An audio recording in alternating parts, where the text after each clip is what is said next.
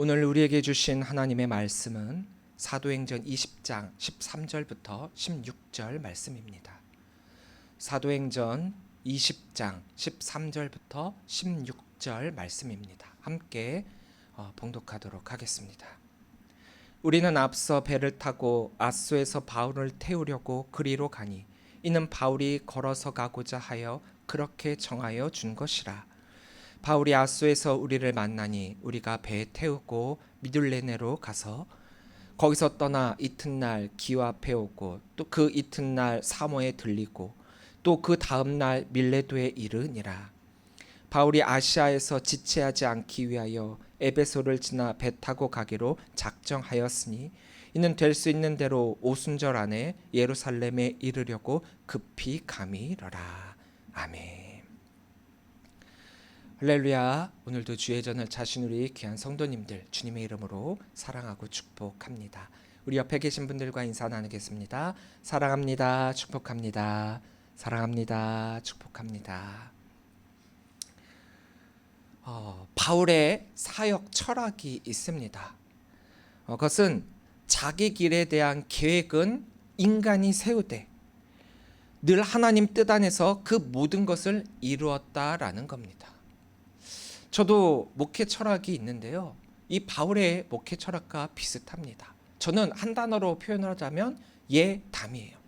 예수님을 닮는 자가 되자. 근데 이것은 목회에서뿐만이 아니라 삶에서부터 시작하여 예수님의 삶을, 예수님의 신앙을, 또 예수님이 가신 그 길을 담자는 것입니다. 그러기 위해서는 먼저 내 생각, 내 뜻, 또 내 계획이 우선이 아닙니다. 물론 이것들은 반드시 필요한 것들이기는 해요. 하지만 반드시 필요한 것들이다라고 하는 이것의 가장 큰 전제는 하나님의 기쁨이 되는 삶을 살아가기 위해서 하나님의 뜻대로 살자라고 하는 것을 실천하기 위한 부수적인 것들이란 말이에요. 그래서 이런 것들은 언제든지 유연하게 바뀔 수 있는 것들입니다. 그러기 위해서 항상 하나님의 뜻이 무엇인지를 분별할 수 있어야 되겠지요. 하나님의 뜻을 분별하는 방법은 우리의 신앙의 여정에서 가장 중요한 주제입니다. 성경을 보면 바울 사도가 이렇게 이야기하죠.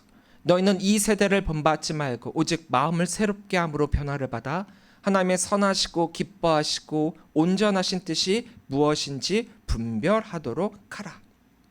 이 말씀은 바울 스스로가 가진 평생 신앙의 목표였어요. 하나님의 선하시고 기뻐하시고 온전하신 그 뜻을 분별하는 삶입니다. 우리의 신앙의 여정 또한 이 하나님의 뜻을 분별하여 그 뜻대로 사는 삶이 되어야 합니다. 이것이 되어지지 않고는 우리가 가고 있다라고 하는 그 신앙의 여정을 제대로 가고 있다라고 말할 수가 없게 되는 것이지요. 하나님은 우리들에게 구원이라는 선물을 주셨는데 우리가 이 선물만 받고 입 싹 닫는 그런 형국의 신앙생활을 할 수밖에 없다라는 것입니다. 이 땅의 모든 사람들이 하나님을 알도록 복음을 선포하는 것, 그것이 우리 신앙의 여정 가운데 반드시 해야만 하는 우리의 사명임을 잊지 말아야 합니다. 13절입니다. 우리는 앞서 배를 타고 아소에서 바울을 태우려고 그리로 가니 이는 바울이 걸어서 가고자 하여 그렇게 정하여 준 것이라. 오늘 본문은 바울의 여정 가운데의 한 장면을 기록하고 있습니다. 어떻게 보면 굉장히 짧은 구절 안에 바울이 어디서 어떻게 이렇게 이동을 했다라고 하는 그의 경로와 일정만을 적어 놓은 것처럼 보입니다. 드로아에서 배를 타고 아소에서 바울을 태우고 또 여러 도시를 지나 결국 예루살렘에 도착했다. 이게 이 여정의 짧은 마무리이죠. 그런데 이 말씀을 자세히 묵상해 보면 이것은 단순한 여행의 기록이 아니라 신앙의 여정 속에서 하나님의 뜻을 살아가려고 했던 바울의 결단과 삶의 원리를 발견할 수 있습니다. 13절을 보면 바울은 동역자들과는 달리 백길이 아니라 육로를 택해서 걸어가고 있어요. 드로아에서 아소까지는 약 40km나 되는 거리인데 여기에는 산길도 있고요. 또 오늘날처럼 길이 잘 닦여 있는 것이 아니라 굉장히 험하였고 가는 도중에 여러 도적들도 만날 수 있는 그런 위험이 도사리고 있는 그런 위험한 길입니다. 그럼에도 불구하고 바울은 왜 이 육로를 택해 걸어가게 되었을까? 단순히 건강을 위해 걸어가는 걸까? 요즘 사람들 건강을 위해서 많이 걷기 운동을 하고 있잖아요. 저도 체력이 많이 떨어지다 보니까 요즘에 어떻게 해서든지 시간을 내서 걷기 운동을 하려고 하고 있습니다. 밤에 나가 이제 안양천변을 걷게 되면은 정말 많은 사람들이 걷고 또 뜀뛰기를 하고 있습니다. 이처럼 요즘 사람들은 건강에 굉장히 신경을 많이 쓰고 있단 말이에요. 바울도 이렇게 건강을 위해서 이렇게 길을 걸었던 것일까? 혹은 바닷길이 불편하니까 그나마 좀 편한 이 육로를 택한 것일까? 성경은 그 이유에 대해서 우리들에게 밝히고 있지는 않습니다. 하지만 바울의 삶을 돌이켜보면 우리는 충분히 왜 이런 선택을 했는지 알 수가 있습니다. 그는 중요한 사역의 순간마다 홀로 하나님과 마주하는 시간을 가졌습니다. 이 여정 속에서 하나님과 단 둘이 시간을 보내고 싶었던 것입니다. 람세이에 의하면 이때는 약 4월, 즉 아름답고 화창한 봄이었다라고 합니다. 그러니까 빙 돌아서 가는 백길을 택하기보다 그 물만 바라보는 그 환경보다 이렇게 육로를 통하여 아름다운 자연의 경치를 바라보면서 하나님과의 깊은 묵상을 통해 하나님의 그 뜻이 무엇인지를 깨닫기 위해 그 길을 택하였다라고 보는 견해가 지배적입니다. 많은 학자들이 이렇게 생각하고 있다라는 거예요. 왜냐? 바울이 항상 그러한 모습을 보였으니까. 하나님의 은혜가 아니고서는 갈 수 없는 것이 우리의 삶이고 또한 한 발자국씩 예루살렘으로 다가서는 바울의 이 사역을 생각할 때 주님의 은혜를 간절히 구하지 않을 수 없었을 것입니다. 하나님께 간구하며 하나님의 뜻을 묵상하며 자신의 사명을 다시 확인하고 마음을 정리하고 싶었던 것이죠. 바울의 걸음은 단순한 여행이 아니었습니다. 그것은 신앙의 여정이었어요. 하나님의 뜻을 따라가는 길은 언제나 쉽지 않습니다. 때로는 외롭죠. 때로는 고되죠. 때로는 두려움이 엄습합니다. 저도 목회를 하면서 목회가 쉬우니까 하는 것도 아니에요. 목회가 재미나니까 하는 것도 아니에요. 목회가 사명이니까 하는데 사명으로 하다 보니까 기쁜 일도 있고 즐거운 일도 있고 고된 일도 있고 힘든 일도 있고 또 어떻게 보면 박해라고 하는 것들도 겪게 된단 말이에요. 바울은 특히나 수많은 박해를 경험했죠. 유대인들의 음모가 있었고 돌에 맞아 죽을 뻔한 일도 있었고 감옥에 갇혔고 매도 수없이 맞았으며 그래서 그는 죽을 고비를 여러 번 넘긴 그런 이이기도 합니다. 그런데도 그는 또다시 예루살렘을 향해 나아가고 있습니다. 왜요? 그것이 하나님의 뜻이니까요. 인생의 길에는 언제나 두 가지의 선택이 있습니다. 하나는 편안하고 쉬운 길, 또 하나는 불편하고 희생을 감내해야 하는 길입니다. 누구나가 당연스럽게 편하고 쉬운 길을 선택하고 싶어 하죠. 이건 본능이에요. 그리고 그런 삶이 우리는 너무나도 행복한 삶이라고 여기잖아요. 그러나 믿음의 길은 언제나 하나님의 뜻이 어디에 있는지 묻고 그 길을 순종하며 나아가는 그런 길입니다. 그러니까 우리들의 삶이 어떤 때는 편안한 삶이 될 수도 있겠지만 어떤 때는 희생을 동반한 고난의 길이 될 수도 있다라는 거예요. 하나님의 뜻이 거기에 있다면 말이죠. 하나님의 뜻에 따라 목회를 감당하고 있는 저도 어떤 때는 기쁘고 어떤 때는 힘들다라고 하지 않았습니까? 바로 우리 신앙의 여정이 그런 길이라는 거예요. 오늘 내 삶의 결정과 선택은 무엇을 기준으로 하고 있습니까? 혹시 내 편리함, 욕심, 내 계산만을 따라가고 있지는 않은가요? 우리도 신앙의 여정을 걷고 있는데 이 길을 걸어갈 때 이 바울처럼 하나님의 뜻을 묻는 그런 시간을 우리는 반드시 가져야 합니다. 왜냐? 때로는 우리가 이 신앙의 여정을 걸어갈 때에 또 우리가 주님을 믿는다라고 하면서 이 교회 다닐 때에 오해받고 지치고 시험에 들기도 하거든요. 그럴 때 중요한 것은 이것이 내가 걷고 있는 이 길이 하나님의 뜻에 올바로 걸어가고 있는 길인가라고 하는 것을 반드시 물어봐야 된다라는 거예요. 바울은 자신이 걸어가는 그 길이 하나님과 함께하는 길임을 확신했거든요. 그래서 그 고난의 길을 기꺼이 걸어가고 있습니다. 신앙의 여정은 내가 내 삶의 주인이 되어 걸어가는 길이 아니라 하나님이 주인 되시고 그분의 뜻에 따라 순종하는 길임을 우리는 잊지 말아야 합니다. 그렇기에 우리의 신앙의 여정은 기도로 시작을 해야 돼요. 어떤 중요한 일이 있거나 또 평상시의 삶 가운데서도 우리는 항상 기도의 시간이 필요합니다. 기도하지 않는 길은 결국 내 뜻, 내 기준, 내 계획대로의 길이 되고 말거든요. 우리는 아무리 바쁜 일상생활을 살아간다라고 하더라도 그 가운데 하나님과의 1:1 시간을 가지는 것이 그 무엇보다도 중요하다라는 것을 우리는 기억을 해야 돼요. 오늘 여정을 보면, 바울의 이 여정을 보면 바울은 굉장히 시간에 쫓기듯 가고 있어요.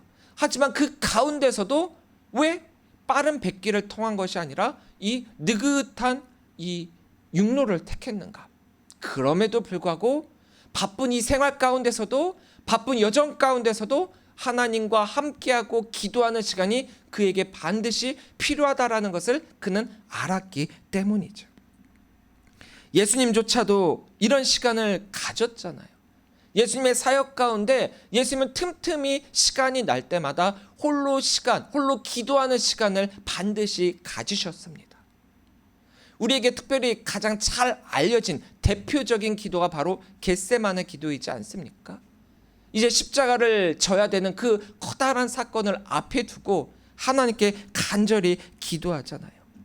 그 기도의 내용 역시도 예수님이 인간의 몸을 입었기 때문에 갖게 된 고민과 고통과 두려움이 그 안에 담겨져 있지 않습니까?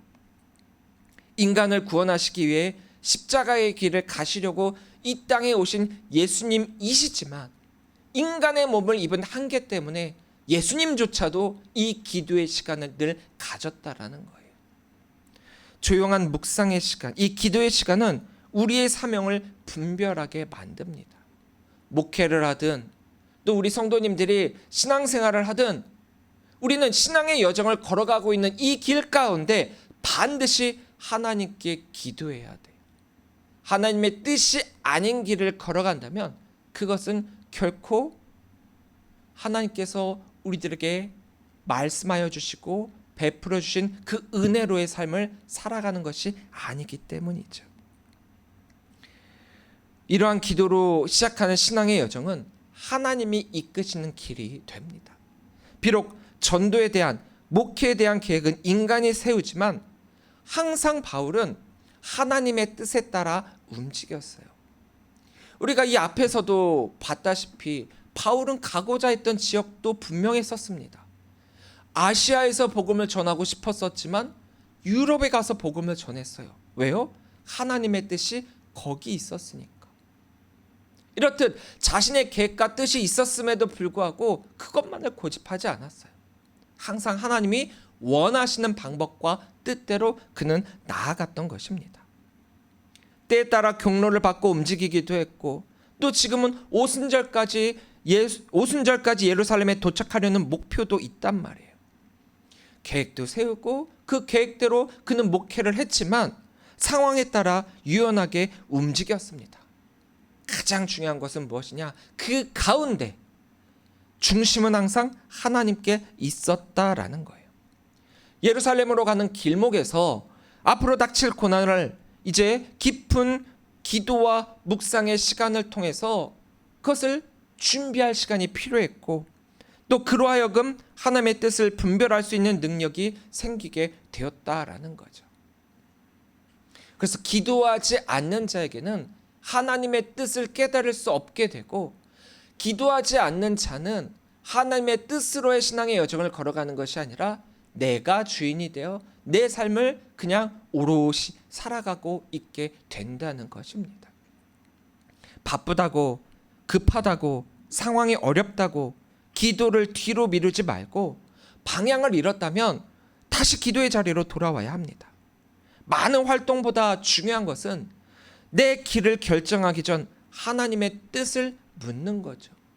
구약의 이스라엘이 하나님께 뜻을 구하고 전진했을 때는 승리했지만 하나님의 뜻을 구하지 않고 자신들의 생각으로 나아갔을 땐 철저하게 패배할 수밖에 없었잖아요. 기도하는 자에게 하나님은 길을 보여주시고 힘을 주시고 담대히 나아갈 은혜를 주신다는 것을 우리는 잊지 말아야 합니다. 14절부터 15절입니다. 바울이 아수에서 우리를 만나니 우리가 배 태우고 미들레네로 가서 거기서 떠나 이튿날 기오 앞에 오고 그 이튿날 사모에 들르고 또 그 다음날 밀레도에 이르니라. 자, 14절을 보면 바울은 다시 아소에서 동역자들과 합류를 하게 됩니다.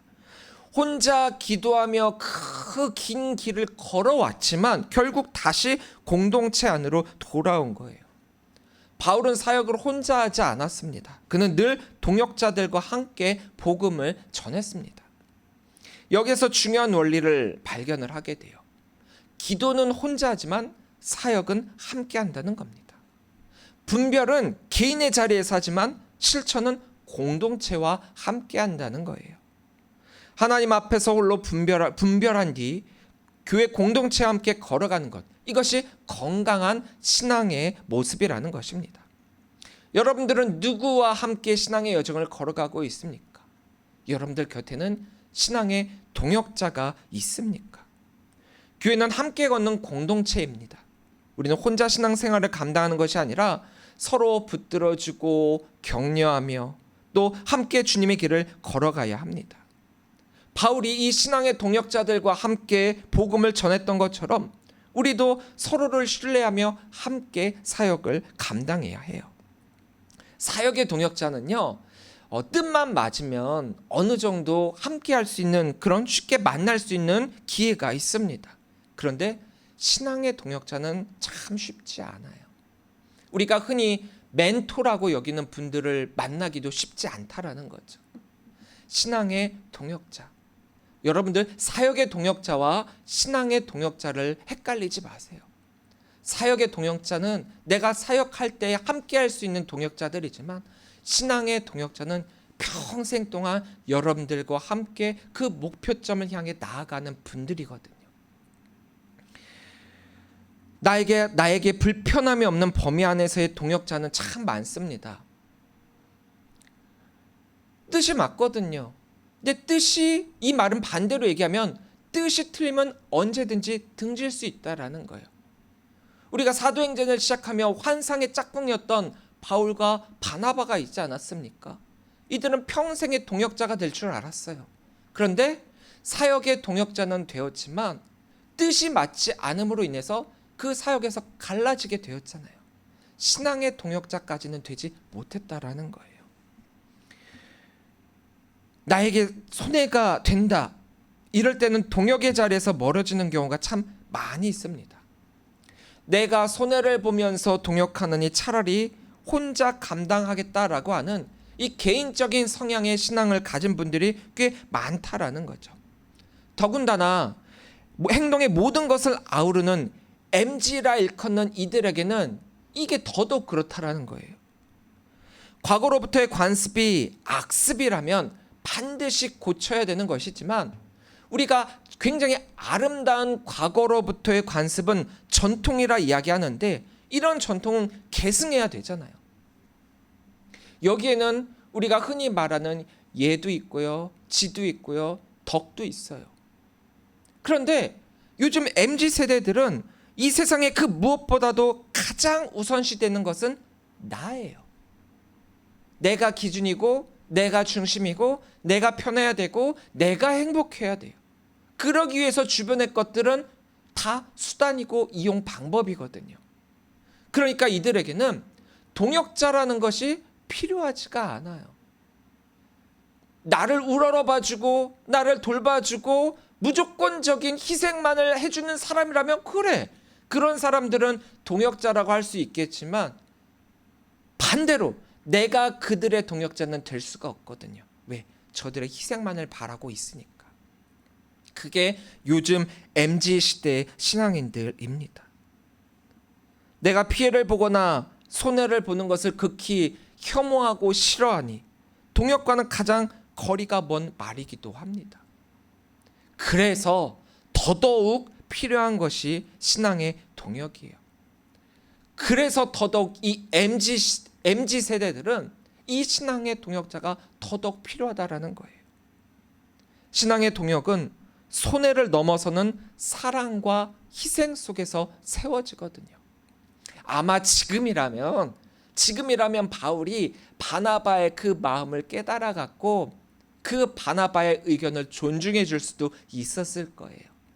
하지만 사역 초기의 바울은 굉장히 자기의 의가 강했거든요. 그러다 보니 기준을 정하고 잣대를 정하고 거기에 어긋난 의견을 내는 바나바를 받아들일 수가 없었던 거죠. 사역까지는 어찌어찌 가능했지만 신앙까지는 안 됐다라는 거예요.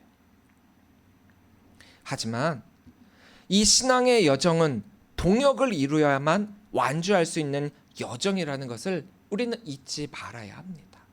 나 홀로 이 길을 걸어갈 수 있다? 굉장히 큰 오만이에요. 왜 예수님이 우리들에게 함께 어우러져감의 말씀을 해주셨습니까?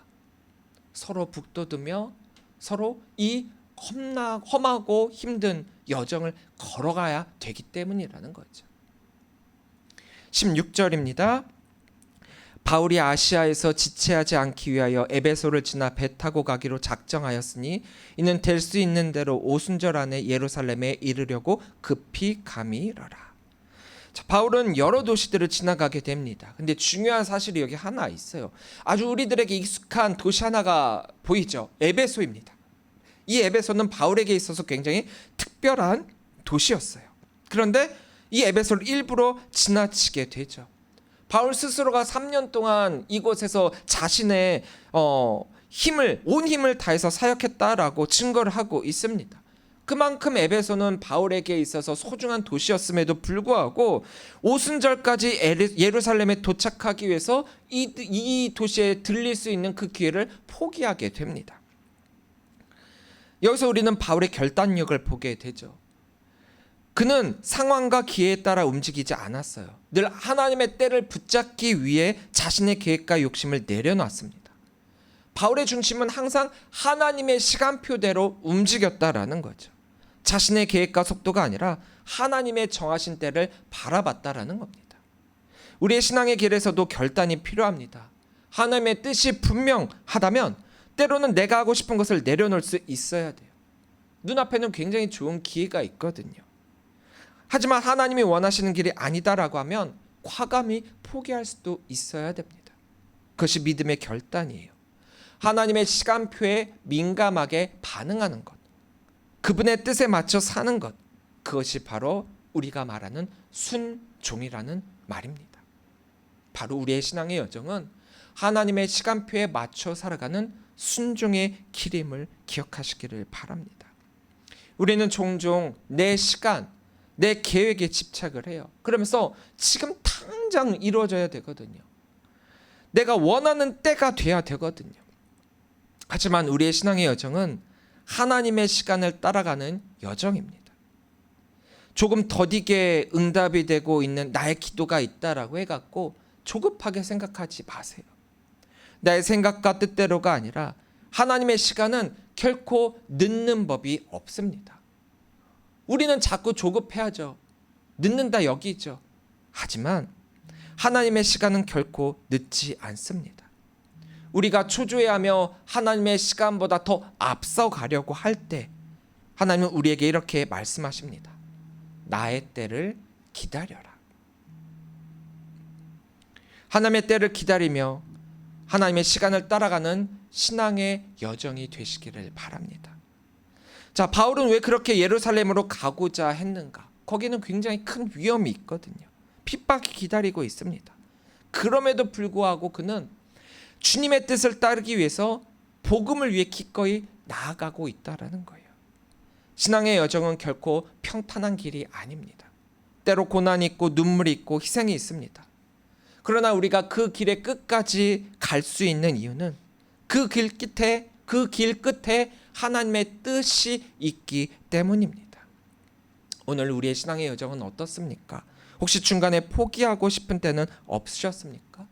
세상 유혹 때문에 다른 길을 가고자 여겨질 때도 있지 않으셨습니까? 성도는 끝까지 하나님의 뜻을 물어야 됩니다.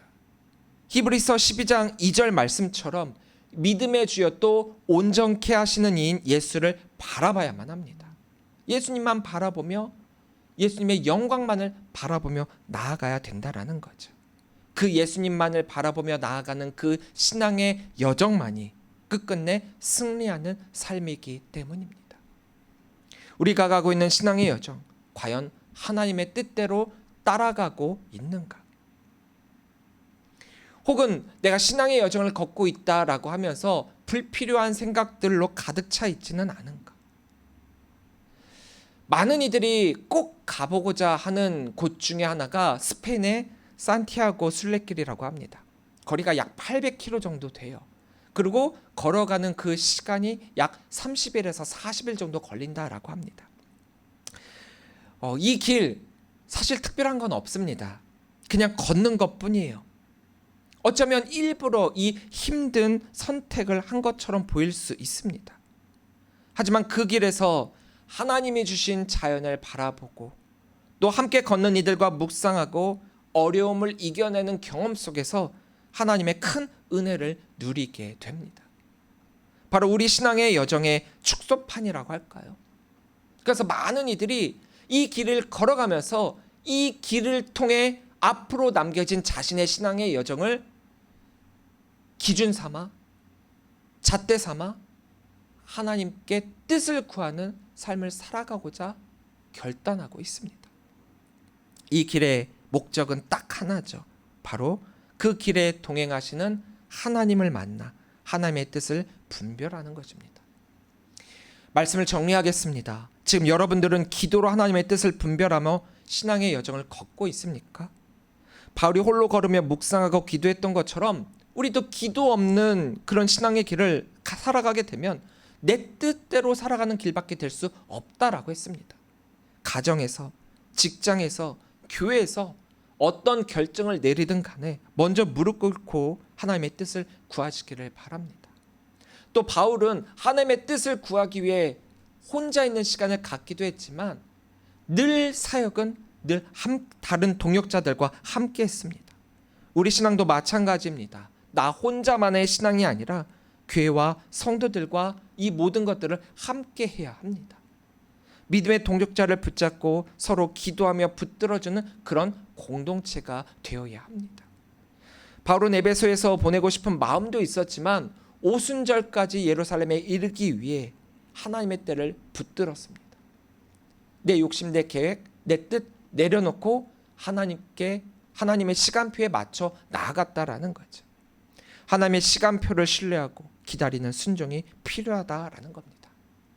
사랑하는 성도 여러분, 우리의 신앙은 단순히 교회 다니는 습관이 아닙니다. 신앙은 방향이고 여정이고 순종입니다.